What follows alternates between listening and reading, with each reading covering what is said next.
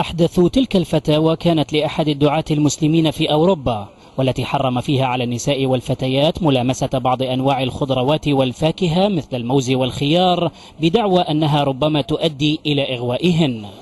وفي المغرب أثار الشيخ عبد الباري الزمزمي رئيس الجمعية المغربية للدراسات والبحوث جدلا واسعا عندما أفتى بجواز معاشرة الزوج لزوجته الميتة توا بعد إصداره لجملة من الفتاوى الجنسية الأخرى. من الناحية الشرعية لا نجد له مانعا نحرم عليه هذا الفعل، لأنها أصلا زوجته في الدنيا وفي الآخرة، ولكن الفعل مستهجن، هذا فعل مستهجن ولا غير مقبول ولا يليق به بأحد أن يفعله، ولا سيما في حالة الموت.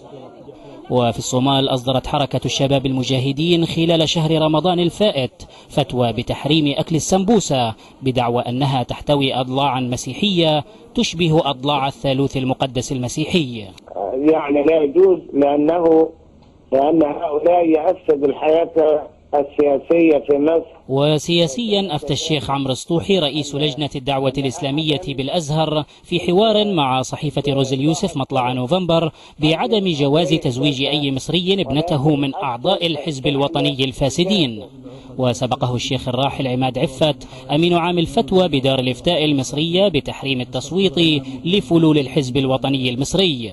كما أضفى نائب رئيس حزب النور السلفي بمحافظة الدقهلية محمد عبد الهادي نفحة إيمانية على تقدم حزبه في الانتخابات البرلمانية، مشيرا إلى أن ذلك ورد في آية من القرآن الكريم.